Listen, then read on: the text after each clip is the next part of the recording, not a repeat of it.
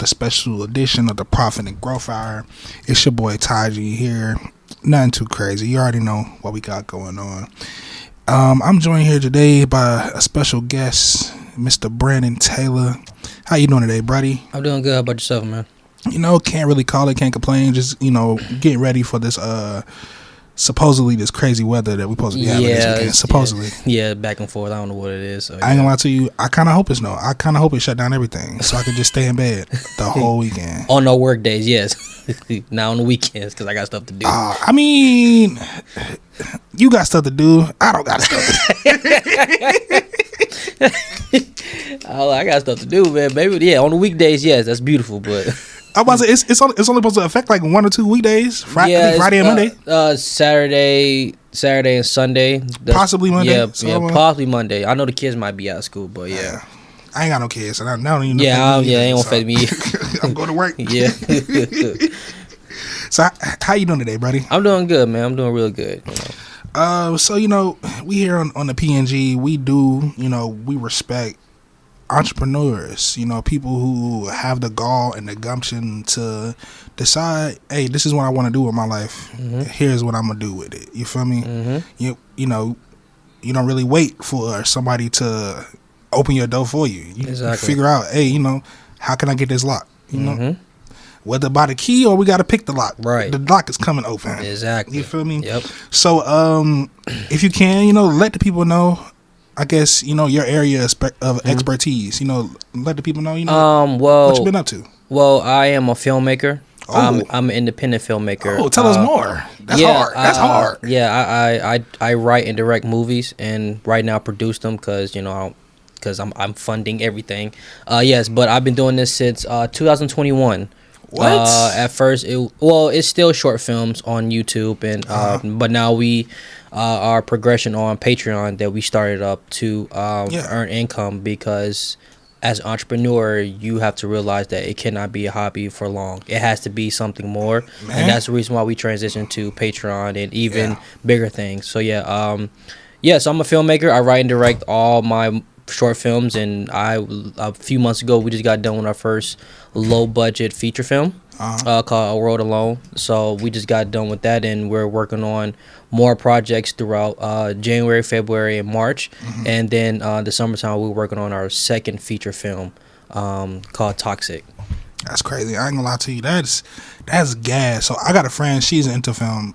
I'm not really into film like that, so she'll talk my head off about different lighting, composition, all that stuff. Oh yeah, bring it in here, man. We'll be here for 2 hours or a whole day. See, I'm more of a music man. I'm definitely more auditory than I am visual. Like, even when it comes to like doing music videos, visual for me it's not hard. It's just I recognize it's just not my thing. But the thing is, like, with music and movies and whatever, it's all in one category, art. Yeah. So it's all creative, and it's similar because we all have themes into our work, what it represents us as an individual or as a group of people. So yeah. Felt that. So like, what got you started making films? You just like woke up one day and was like, you know what, I'm gonna just do it. Well, when I graduated from high school, I was pretty much done with sports, and I was going into college, and I trying to do something else. So I kind of slowly got into acting, but it really wasn't my calling card. And by the time COVID hit the ground, I was writing scripts. In my college dorm all the time. We're talking about like 200 pages of just writing scripts, even though I'm supposed to be doing my work. Hey, listen, but I got so caught up into script writing that it just came addictive. Like I just loved it so much. And then the directing, when I was screenwriting and I was like telling my mom like I want to sell scripts and that's what I want to do, I realized how much creativity that I have in my system that I want to visually bring to life. And if anybody was going to bring what I wrote to life, it's going to be me instead of somebody else who's going to like, probably whitewash it or, just... Oh, no, they definitely going to do that. Yeah, or just turn in something that wasn't mine. So I was like, you know what? Let me see what the directing thing is about. And then I got into directing. and stuff like that. And then the whole independent company was about me not doing the norm, which is you have to go to Atlanta, you gotta go to Hollywood, you gotta go to New York, you gotta go to, and it's like, it sounds cool, but I want to do something different. That part. You know what I'm saying? And what really inspired me in 2020 was Tyler Perry and Kevin Hart at that time. Oh. Because Tyler Perry just opened up that studio, his studio, 2019 going to 2020. Yep. And then Kevin Hart, he came out with his documentary on Netflix called "Don't F This Up." So watching those two men and how they became successful in their own way, I said I wanted to have my own destiny. Black excellence. So that's what Extraordinary Productions came about. At first it was another name, but then Extraordinary was a name that I came up with, and I was supposed to get another name, but Extraordinary Production just stuck with me throughout the years and stuff. Ride with it. Yeah. Honestly, truly. So I say, so you was coming in, let's say, 2020. It's kind of when you got your foot off the ground. Like, so are you ever discouraged by your beginning? Because like a lot of filmmakers, like you were saying earlier, they go to New York, they go to Atlanta, Hollywood, they go to like film school or something like that. So like, what I guess what gives you the confidence to like do what you do? I guess if I'll say that. Well, I consider myself as an artist. Yeah. So as an artist, you have to be confident in what you do. Facts. And not only that, you gotta be confident, you gotta believe in what you're trying to tell.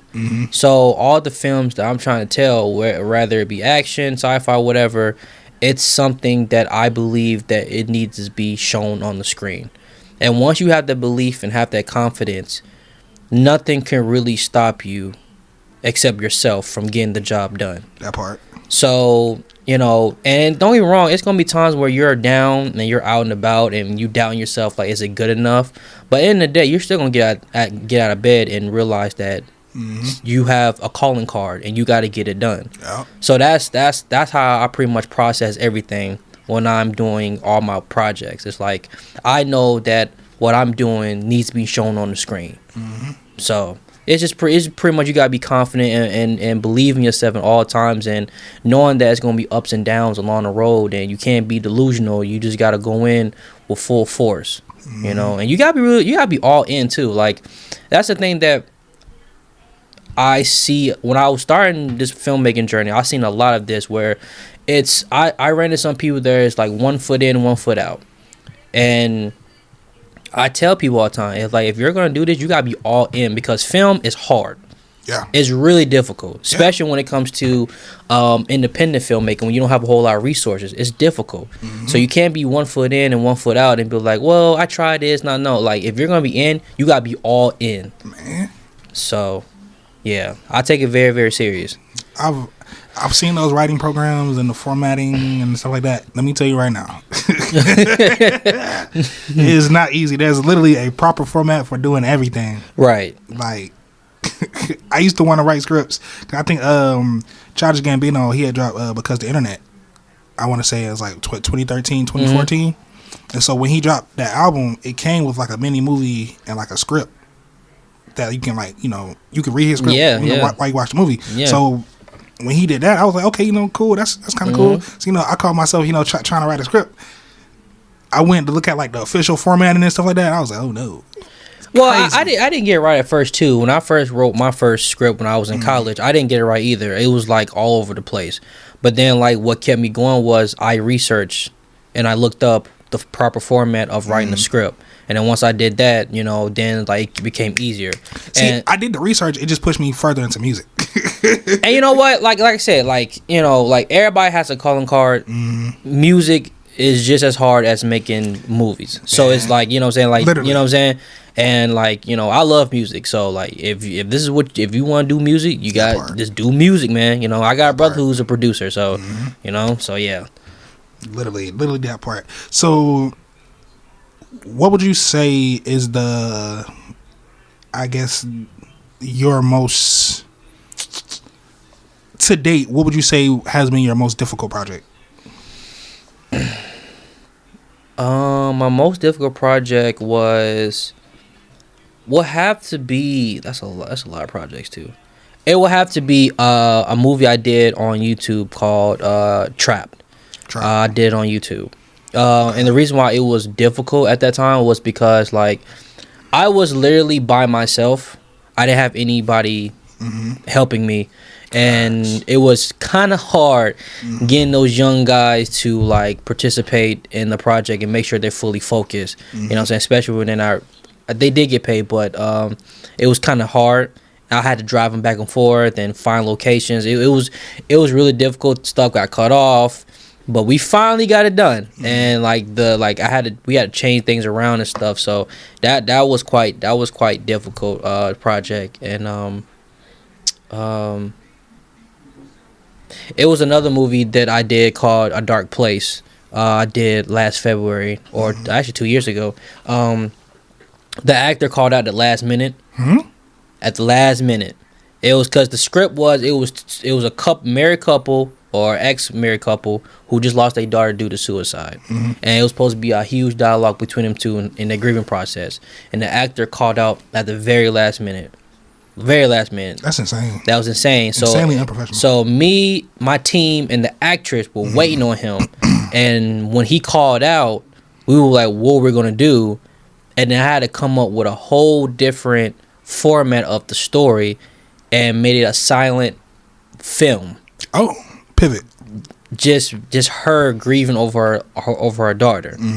So that was quite difficult too. It was fun, but that's a thing that you gotta do as a director. If plan A don't go right, plan B has to come into effect.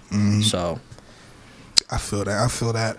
In your own words, what sets you aside, from your competition? Because that's what it is at the end of the day. Another filmmaker, that's just competition.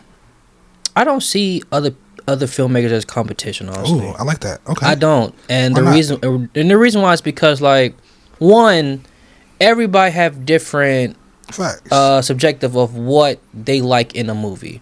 Everybody's not gonna like my stuff. Yeah. Everybody's not gonna think my stuff is awesome, which is fine. It's subjective and you can't really take it personal. But the reason why I say I don't see no competition because we're all on the same plate. We all could share the same success. Facts. You know what I'm saying? So it's not like my movie's better than your movie. It's a even amongst music, like I don't consider it competition, but it's a little iron. I think music is a little more competitive. Yeah. Because it's about moving on to the next artist. Right. Compared to movies, like everybody is going to watch something different. Everybody can't just watch my movie all the time. They're gonna watch something else too. Right. Now being better than the next filmmaker, that's not really my goal. My goal is to be the best filmmaker that I could be. That's perfect. That's I could be goal. that I could shut myself in. And when I look in the mirror, can I say I progressed? Right. So it's not like I'm trying to be like the next Ryan Coogler. No. I want to be the first me. Yeah. And I want to be more supportive of other filmmakers too. And if their projects are good, I will study that short film. Even though it's the same level as me, if it's good, I will study it and I will watch it. Good is good. Period. Yeah, good is good. I will watch it. So I don't see other filmmakers as competition. I think I'm my own competition. I like that. Yeah. I like that a lot. So what are your future plans for your business? Because like the way you talking, we might have to lock in. You feel me? Well, my future plans are to finish these projects up, and like 2026, I feel like it's gonna be a pretty good year for me and my DP, Naeem Muslim. Shout out to Naeem. Where right now I just want to finish my second feature film in the summer and do my own movie premiere, and me and my manager plans are to put this movie on Tubi. Facts. I want this movie on Tubi. Yeah. And it ain't hard. It's not hard, but it's just a little tedious, but no. Yeah, it's just we were patient for a while. Facts. And we want to build up momentum. Yeah. So by the time we're done with Toxic, it's like, all right, we should put this on Tubi or any streaming platform. We need to get our name out there. So my plans is to really grow. It's to grow as a company and grow my production, my movies, and to get more marketing and just grow here from there. And the sky's the limit for my company. It's not really like no stopping ground. So that part, I feel that. I like that. I like that a lot. Can you let the people know how they can get in touch with you? You know, just in case they might have like an inquiry or they want to check out your content. Yeah. So you guys can look up Extraordinary Productions on YouTube. It should be a logo of a man up top of a mountain, black and white on YouTube. But also, like, you could follow me on IG. I'm at FutureGoat_99. You could follow me there on IG, where I update all my projects, my trailers, what I got planned next, and all my links it's in my bio. Excuse me, on Patreon and YouTube and stuff like that. So you can follow me on there. So again, FutureGoat or FutureGoat _99. Well, you guys heard it here first. Here with the immaculate Brandon Taylor. Appreciate you for stopping by today, Brody. I'm not gonna lie to you. This is the first interview I've done with the filmmaker, and yeah, you're doing cool things. I can't appreciate you, man. You're doing very cool things. Appreciate you, man. So thank you again for joining us, and we will catch y'all next week here on the Profit and Growth Hour. Peace out.